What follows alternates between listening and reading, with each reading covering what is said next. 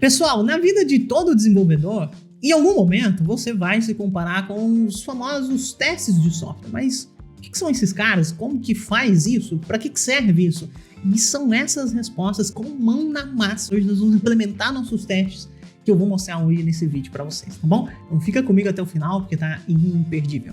Olá e seja muito bem-vindo, eu sou o Dr. Arca, é um prazer ter você aqui comigo. Se você ainda não segue aqui o canal, cara, desce aí, se inscreva no canal, ative o sininho, porque tudo que eu trago aqui para você, eu falo muito sobre programação, tecnologia, esse é o meu mundo e é o que eu quero colocar perto aqui de você, principalmente você que está começando, tá certo? Pessoal, no vídeo de hoje nós vamos falar sobre os testes de software, né? E o que são esses testes, para que serve, como automatizar, por que a gente faz isso. E o fato é, pessoal, eu desconheço uma empresa grande de desenvolvimento que não trate testes de software como uma coisa insanamente séria e necessária, tá certo? Tanto que eu não me lembro de me verem contar sobre alguma entrevista de emprego onde não se perguntou para o desenvolvedor se ele já trabalhou com testes automatizados ou não, tudo bem? Basicamente, pessoal, para vocês entenderem, quando nós estamos colocando um software em produção, quando nós vamos subir essa coisa, terminamos ali, tudo muito bonito, desenvolvemos as implementações e tudo mais, e vamos subir isso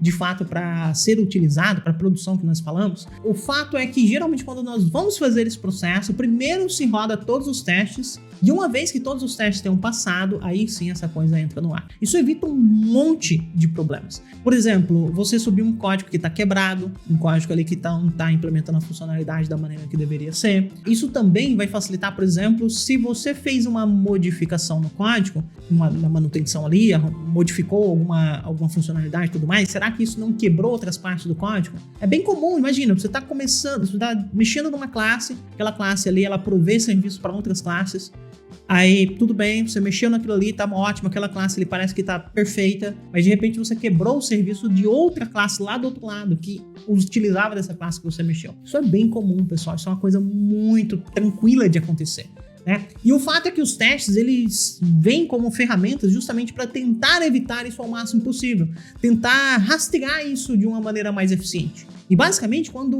um desenvolvedor novo chega no time de desenvolvimento, ele vai começar a se familiarizar com aquele código a partir dos testes e mais ainda, ele vai ter uma segurança maior de modificar aquele código e saber que não quebrou o sistema inteiro a partir dos testes, porque se ele modificou uma parte do código e ele rodou todos os testes e alguma coisa quebrou, poxa, ele já sabe que quebrou, provavelmente onde ele não deveria ter mexido e coisas desse tipo, tá certo, pessoal? Legal! Então agora, vamos falar de fato dos testes. Mas o que são isso? Como é que serve? Vamos lá, professor, me dá mais aí. Eu quero implementar no meu teste, o que eu tenho que fazer? A primeira coisa que você tem que saber, pessoal, é sobre a famosa pirâmide de teste, tá? O que essa pirâmide de teste nos conta? Isso aqui é muito comum na literatura mesmo, tá, pessoal? Basicamente, o que ela nos conta é o seguinte: existem, de maneira geral, 3 tipos de teste. Os testes de unidade, os testes de integração e os testes de ponta a ponta, os testes end-to-end. O que isso significa? Vamos lá, vamos começar pela base da pirâmide aqui, pelos testes de unidade. Os testes de unidade são testes na menor parte testável do seu código. Então, se você, por exemplo, fez uma função, e aquela função ela recebe uma lista e soma todos os componentes de uma lista ali, você vai testar exatamente isso. Dado uma certa entrada, será que ele está me devolvendo a saída esperada? E se a lista fosse vazia, será que eu não deveria disparar uma exceção? Será que isso está acontecendo? Você meio que testa o seu código da maneira mais unitária possível. Você vai tentar isolar o máximo possível o seu código e testar isso. Isso é chamado de teste de unidade. E por que ele está na base da pirâmide, pessoal? Ele está na base da pirâmide porque os testes de unidade são a maior parte dos testes que você vai escrever. Porque cada elemento que você colocar no seu software, você pode testar ele. Tá bom? Testes de unidade são rápidos de serem feitos. Você não gasta tanto recurso para elaborar eles, tanto computacional, quanto de dinheiro, quanto de tempo. Tudo bem? Então, são os testes que a sua aplicação mais vai ter. Tudo bem? Então, por isso que ele está aqui na base da pirâmide, porque eles são em maiores quantidades e é esperado isso mesmo. Tudo bem? Consome menos recursos, você roda eles muito mais rápido e etc. Agora, quando a gente sobe um pouquinho da base da pirâmide, nós vamos ali para o meio da pirâmide, nós temos os testes de integração. E o que são os testes de integração, pessoal? O teste de integração, ele vai exatamente tentar rastrear como que partes diferentes do seu software interagem entre si. Lembra que o teste de unidade, ele tenta testar unitariamente o seu software? O teste de integração, ele vai pegar 2 unidades do seu software e ver como é que está a integração entre eles, caso eles se comuniquem, obviamente, né, pessoal? Então, o teste de integração ele é muito útil para isso, porque pode ser que unitariamente, isoladamente, uma parte do seu código funcione, a outra parte também funcione, mas na hora que eles vão conversar, eles não se conversam, por diversos motivos, erro de design, enfim, tem vários problemas que podem surgir nesse meio. Um exemplo de teste de integração muito comum que a gente faz, pessoal, é o seguinte, quando você tem que conectar no banco de dados para colocar alguma coisa lá. Então, eu vou fazer um teste de integração do meu código com o banco de dados. Será que isso realmente está funcionando? Será que ao tentar cadastrar um usuário lá no meu banco de dados, esse usuário de fato está no meu banco de dados? Então, isso é um teste bem comum de integração que acontece aí para quase qualquer desenvolvedora fazer, tudo bem? São testes mais caros, reparam, eu estou falando de 2 unidades aqui do meu software, eu posso estar falando de 2 módulos do meu software diferente, eu posso ter que subir um banco de dados inteiro para tentar testar isso, então ainda tem isso. Obviamente tem coisas que você pode fazer para tentar tornar isso mais rápido, mais prático e tudo mais, mas o fato é, testes de integração são muito mais caros, computacionalmente falando, de investimento, questão de dinheiro, de tempo, do que teste de unidade. E por isso que ele tem menor quantidade. Mas ele ainda tem bastante, tá certo? E por último, pessoal, no topo ali da nossa pirâmide, nós temos o teste de ponta a ponta. E o que esses testes são? No final do dia, os testes de ponta a ponta, eles vão tentar simular o usuário interagindo com a sua aplicação. Tudo bem? E daí você pode entender o usuário como qualquer coisa que utiliza a sua aplicação mesmo. Por exemplo, se você subir uma API para nuvem e o seu produto é de fato aquela API, provavelmente outros programas vão conectar na sua API. E não alguém ali mexendo com mouse e teclado mesmo. E então o usuário pode ser tanto esse alguém mexendo com mouse e teclado ou algum outro software, depende de como que o seu software funciona, né, pessoal? Mas o fato é, os testes end-to-end, eles vão tentar simular esse usuário final na sua aplicação. Então eles vão fazer todo o processo que o usuário final faria na sua aplicação e eles vão tentar rastrear se, dado as entradas que o usuário deu, se a saída realmente é esperada ou o que está acontecendo. Se tem alguma coisa quebrada aqui, tá certo? São testes insanamente mais caros, pessoal. Porque significa subir toda a sua aplicação, significa simular um usuário final. São testes muito mais caros. E quando eu falo caro, de novo, computacionalmente falando, dinheiro, investimento de tempo, e para rodar demora muito mais tempo e assim vai. Tá certo, pessoal? Por isso que são mais caros e por isso que eles têm muito menor quantidade do que os outros testes. Tá certo? Então, para concluir essa parte aqui desse vídeo, lembra o seguinte, teste de unidades vai ter em larga escala e vai testar a menor unidade possível do seu software. Teste de integração vai ver como que essas unidades do seu software interagem entre si, se de fato está fazendo sentido, ela vai tentar rastrear isso. Ainda tem grande quantidade, mas muito menor do que os testes de unidade. E os testes de ponta a ponta são os testes mais caros que tem, são testes que são feitos em menor quantidade, muito menor quantidade, tá certo? Justamente porque são testes muito mais caros de serem executados. E agora, pessoal, nós vamos colocar a mão na massa e eu vou mostrar para vocês como construir o seu primeiro teste e qual que é a importância dele, tá certo? Primeiro, vamos aqui para nossa tela e eu quero mostrar aqui para você que eu vou utilizar esse cara aqui, o chamado Gradle Build Tool. O que é esse cara, né? Assim como o NPM ali tá pro Node, quando você instala o Node, você tem um gerenciador de pacotes ali que é chamado NPM, que você vai criar aplicações através dele e tudo mais. O Gradle, ele tá para diversas outras linguagens. Ele é um gerenciador de pacotes aqui, de bibliotecas e tudo mais. E nós vamos utilizar o Gradle para construir uma aplicação Java e eu vou colocar dentro dessa aplicação Java uma coisa para a gente fazer testes do nosso software, tá bom? Então, se você tem dúvidas de como utilizar o Gradle, se você ainda não utiliza, se você se interessa, gradle.org é o site. Aqui tem todo o guia de instalação para qualquer sistema operacional e também o porquê que você utilizar, como que você faz para migrar do Maven para o Gradle.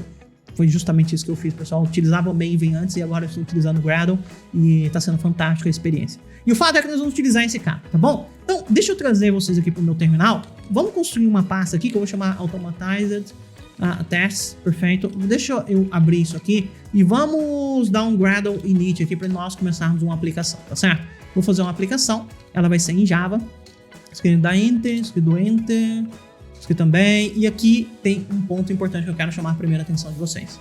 Repara aqui, pessoal, que nós estamos selecionando algum framework de teste. Pessoal, é muito raro você construir testes para sua aplicação onde você não vai utilizar uma biblioteca que te ajude nisso, tá bom? Testes não são coisas insanamente fáceis de serem implementadas, por isso tem diversos frameworks e bibliotecas que te ajudam.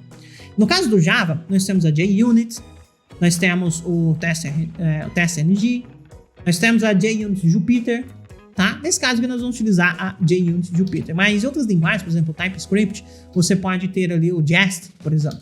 Na linguagem Go você tem o pacote de testing deles lá, tudo bem? Então, cada linguagem vai ter algum framework que vai te ajudar nisso, é isso que eu tô chamando a atenção aqui pra vocês. Deixa eu dar um code ponto aqui justamente para abrir o nosso VS Code, tomara que ele venha bonitão aqui, né? Beleza, ele tá abrindo ali, mas eu quero já mostrar a cara disso aqui pra vocês. O principal, pessoal, é isso aqui, ó. Aqui no nossa aplicação, nesse build Gradle, nós temos essa dependência colocada aqui como implementação de teste, que é o Jupyter, JUnit Jupyter, tá? E esse cara aqui que é o importante para mim. Você pode colocar bibliotecas de teste de diversas formas para você. Você pode colocar como dependência lá, se você estiver utilizando lá o Eclipse, por exemplo, você coloca como uma das dependências e baixa o jar daquilo ali e coloca. Tem diversas maneiras. Nesse caso aqui, como eu estou utilizando o Gradle, eu posso colocar dessa maneira, tá certo? Beleza, pessoal. Deixa eu fazer uma coisa aqui. Vou abrir a SRC, repara que ele já criou uma pasta aqui chamada teste para mim, e eu já tenho um primeiro teste criado aqui. Vou deletar esse cara porque nós vamos construir nossos testes do zero, tá? E aqui na nossa main, deixa eu abrir a nossa main aqui rapidão, eu vou modificar ela aqui um pouquinho, vou simplificar ela na verdade, e eu vou colocar aqui simplesmente um hello world. Pronto, ok. Deixa eu rodar esse cara, vamos ver se tá funcionando. Meu Java não tá subindo. Vamos esperar aqui um pouquinho. Vamos fazer o seguinte, deixa eu cancelar isso aqui. Vou dar um code ponto aqui de novo. Geralmente, eu tô com esse problema aqui no Java, no VS Code. O VS Code não é a melhor ideia para rodar Java, né, galera? A gente sabe disso. E ok, então agora nós temos aqui o nosso Java, ele vai abrir aqui. Vamos ver se ele vai conseguir abrir. Agora ele abriu, perfeito. Vou dar um play aqui, pessoal, rapidinho. Nós vamos ver aqui que ele apareceu um Hello World pra gente, tá certo? Beleza, até aqui tranquilo, não fiz nada demais, coisas que vocês estão acostumados. Vamos criar aqui vamos simular uma coisa que é rotineira na vida de um programador. Por exemplo, vamos criar um pacote usuário aqui. E dentro dele, nós vamos criar uma classe para representar um usuário do seu sistema, tá certo?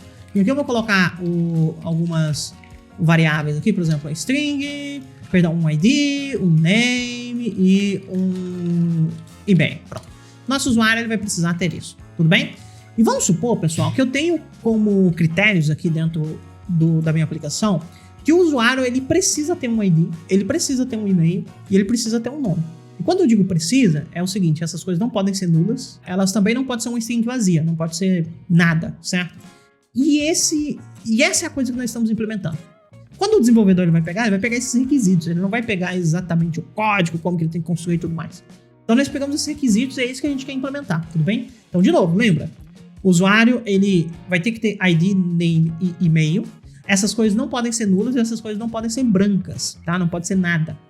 Esses são os nossos requisitos do sistema. E pensando nisso, pessoal, vamos criar aqui um padrão para justamente tentar forçar que isso aconteça. Eu vou colocar um consultor privado aqui, já vocês vão entender o porquê que ele é privado. E aqui nós vamos passar perdão, tô segurando o shift aqui demais. Um ID. Nós vamos passar, inclusive passar um final ID aqui. Um final string name e um final string e-mail. Perfeito, ok. Nós vamos ter essas coisas aqui inicialmente. Basicamente o que nós vamos fazer é this ID recebe an ID, this.email recebe an email e this.name recebe a name. Perfeito. Nosso consultor ele faz isso. E depois, pessoal, nós teremos aqui um factory método que vai retornar um usuário, que eu vou chamar de builder aqui. Enfim, tem vários nomes que nós podemos dar a esse cara. E eu vou basicamente copiar isso aqui, certo? E nesse caso aqui, nós vamos retornar um new user, onde nós vamos passar um ID, a name, an email, tá certo? Beleza, muito bom, né? Eu vou gerar aqui os getters desse cara.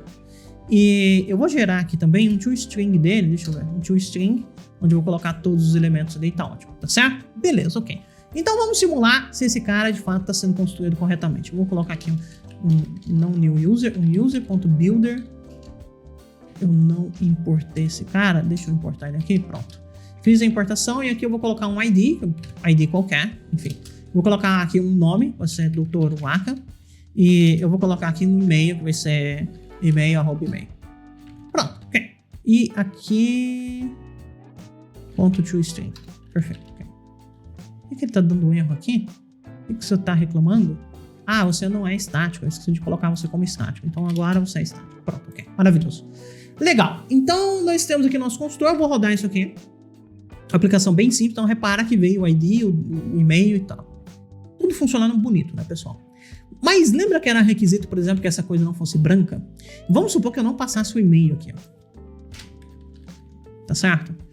E daí eu vou rodar isso aqui. Repara que tá passando, que essa coisa tá acontecendo, tá tudo normal e não tem nada me indicando isso. Então pode ser que em algum momento, na hora que eu for utilizar esse usuário, eu não informei o e-mail, ou então informei um e-mail branco e a coisa passou e a coisa tá válida. E é meio difícil rastrear isso, pessoal. Quando a gente tem um código ali, um software de 10, 20, 30 mil classes, tudo bem? E é para isso que se servem os testes. Vamos criar o nosso primeiro teste aqui, pessoal. E no nosso primeiro teste, nós vamos aqui no pacote testes, no Java, no testes. Para replicar a nossa source ali, nós vamos utilizar aqui o usuário.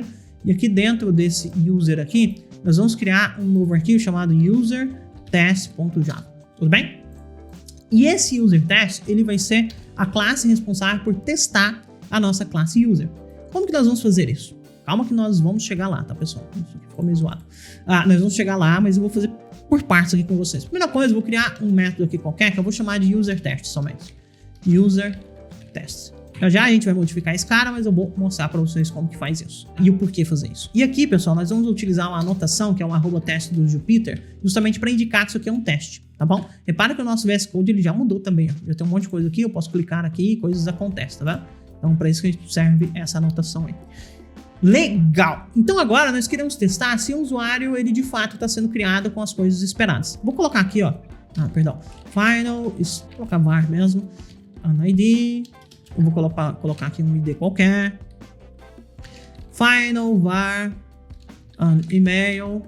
Na verdade, eu não vou colocar não. Vou colocar aqui expected. Expected ID. Expected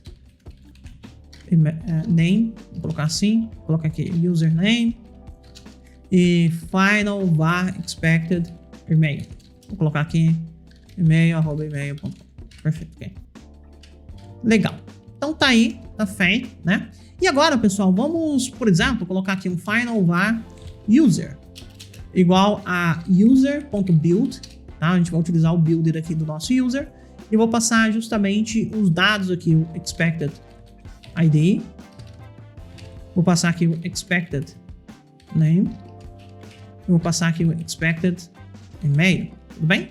Perfeito. E aqui, pessoal, agora nós vamos verificar se de fato o usuário criado foi o usuário com aquele ID que nós passamos, com aquele e-mail que nós passamos, com aquele nome que a gente passou, tá certo? É isso que nós vamos querer pegar aqui, tá certo? Como nós podemos fazer isso? Nós vamos utilizar uma coisa chamada assertions, tá? Nós vamos assegurar, né, verificar isso, assert equals.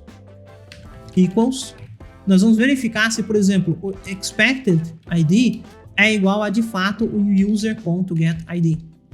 Tudo certo? Então, isso aqui é a primeira coisa que nós vamos verificar. Eu vou copiar isso aqui. Acho que eu não fiz a importação.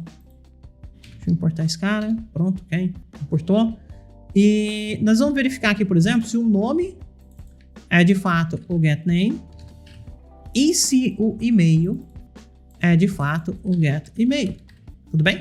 E agora eu vou rodar esse teste aqui, pessoal. Olha só. Eu rodei e repara que ficou tudo verdinho. Por quê? Porque, de fato, a coisa esperada está acontecendo. Mas, por exemplo, poderia ser que nessa classe aqui eu tivesse esquecido de, por exemplo, colocar um e-mail aqui no consultor. Tá certo? E daí, na hora que eu rodo esse teste aqui, ó, repara que ficou vermelho, tá me apontando, olha, o e-mail que eu tô pegando não tá sendo, verifica aí o que tá rolando, veio nulo, o que eu tava esperando era outra coisa. Repara, ele tá me dizendo aqui, ó, eu tava esperando o e-mail, @e-mail, mas o que eu obtive foi um nulo, então tem alguma coisa errada aí, tá certo? Então, os testes eles já vai me indicar isso aqui, certo? Beleza. Mas ainda, pessoal, o teste pode ir mais além, tá? Repara que agora passou. Nós poderíamos estar testando a nossa funcionalidade, por exemplo, eu vou chamar de user_test2, daqui a pouco a gente vai mudar isso. Lembra que, por exemplo, nós gostaríamos que o e-mail de fato fosse informado? Ele não pode ser nulo e não pode ser vazio? Não tem nada nessa classe validando isso agora. Então eu vou tentar verificar isso aqui e eu vou ver se na hora que eu chamar o builder, se vai acontecer um erro ou não. Para fazer isso, eu vou chamar aqui o assertion, de novo, assertions.true, assert throws, exato. E aqui eu vou colocar que era um runtime exception.class, ou seja, nós teríamos que soltar uma exceção do tipo runtime exception. E em particular, eu vou colocar aqui quando que acontecer, né? Quando nós dessemos um user.builder, tudo bem? E nós passássemos exatamente esses valores que nós temos aqui, expected name, expected email, tá certo?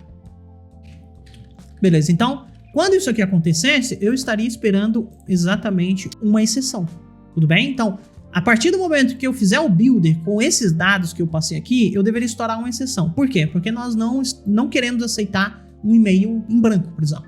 Eu vou rodar isso aqui, pessoal, repara, eu vou rodar isso aqui, ó, e não vem a exceção que a gente estava passando. Por quê? Porque de fato não está acontecendo a validação, tudo bem? Nesse caso aqui, né, nós não fizemos a validação, então é por isso que está acontecendo. Eu vou colocar aqui um método validate rapidinho, e agora, vou colocar this.validate, vamos construir esse validate aqui rapidinho, public void, na verdade eu vou colocar privado, mas void validate, tudo bem? E aqui nós vamos verificar se o nosso this.email.is empty, tudo bem? Se isso aqui estiver vazio, nós vamos soltar uma new runtime exception. Não runtime be exception. What the hell que eu estou fazendo aqui? Runtime exception. Pronto, agora sim. E aqui eu vou passar, por exemplo, uma mensagem falando user email should not be blank. Pronto. E agora, pessoal, quando nós rodarmos esse teste aqui, ó, agora ele passa porque de fato isso está acontecendo. Reparada na aplicação, se eu colocar um e-mail em branco aqui, se eu rodar isso aqui agora, de fato está estourando uma exceção aqui, ó. User email should not be blank. Então agora a funcionalidade do nosso código está de acordo com as nossas expectativas, tudo bem? Com os nossos casos de uso, ok? Agora está fazendo sentido. Outra coisa muito importante de eu dizer para vocês sobre ainda os nossos testes, pessoal, uma vez que você constrói os testes, que você roda tudo aqui, repara que os testes aparecem aqui, ó. User test 1, user test 2, tudo bem? Só que geralmente existe um padrão que a gente coloca no nome dos nossos testes. E esse padrão ele vai seguir uma coisa chamada assim, ó, given, when, then. Given, when, then. Então, dado determinadas coisas, quando certa coisa for feita, o que vai acontecer? Tudo bem? Vou te dar um exemplo. Nesse caso aqui, por exemplo, eu vou colocar given valid params when building new user return valid user. Then return valid user. Tá certo? E agora, pessoal, quando eu rodo isso aqui, ó, repara que o nome do nosso teste ele já veio para cá. Isso aqui me ajuda a identificar exatamente o que está sendo testado. Então, dados os parâmetros válidos, sim, meu usuário continua sendo válido, né? Continua retornando inválido. E aqui a gente faria o mesmo padrão. So, given a blank email param when building a new user, then throw error. Pronto. Vou colocar throw an error aqui que fica mais bonitinho, né? Beleza. E agora quando eu rodar isso aqui, ó, vou rodar todos os testes aqui, ó. Então passou quando nós demos os parâmetros válidos e passou também quando nós demos um e-mail em branco. Então agora nós sabemos que essas duas funcionalidades já é coberta pelo nosso código, isso já está acontecendo aqui. E isso aqui é muito insano, pessoal. Por quê? Porque eu poderia estar construindo outra parte do código que em algum momento utilizasse isso aqui, só que na hora que eu rodo, eu estou vendo que o usuário não está vindo com as coisas que realmente deveria vir. Eu poderia, por exemplo, construir um outro builder aqui, ó, que geraria esse ID automático, olha só. Poderia estar construindo um outro builder aqui, que não receberia esse ID, e que nós, de alguma forma, geraríamos esse ID, certo? Final var ID igual a, sei lá, SD, de alguma forma a gente geraria isso, e daí nós passamos para o return new user. E por algum motivo aqui nós esquecêssemos, por exemplo, passasse esse e-mail aqui como nulo, certo? Por algum motivo, tudo bem? E daí nós teríamos que testar esse builder aqui também, porque isso aqui também é uma funcionalidade que nós teríamos que testar, tá certo? E daí nós identificaríamos que, por exemplo, o e-mail estaria vindo como nulo e não poderia, ou como blank, ou coisas desse tipo. Então é isso que os testes vão te ajudar. É nisso que os testes são importantes. E é por isso que todo programador ele vai se preocupar em construir os seus testes, fazer uma boa cobertura do seu código para dizer se de fato o que ele está escrevendo está fazendo sentido com os casos de uso, com as coisas que ele quer implementar ou não. E muito além para ajudar também futura manutenção nesse código, tá certo? Pessoal, espero que vocês tenham gostado. Coloquei a mão na massa aqui para vocês, construímos o nosso primeiro teste, que foi maravilhoso construir com vocês. Se vocês gostaram, deixa aquele like, não se esqueça de se inscrever no canal se você ainda não é inscrito. Não se esqueça também de enviar esse vídeo aqui para aquele seu amigo que está começando nos testes, que precisa de ter uma explicação melhor sobre isso. E é isso, galera. Até o próximo vídeo e tchau, tchau.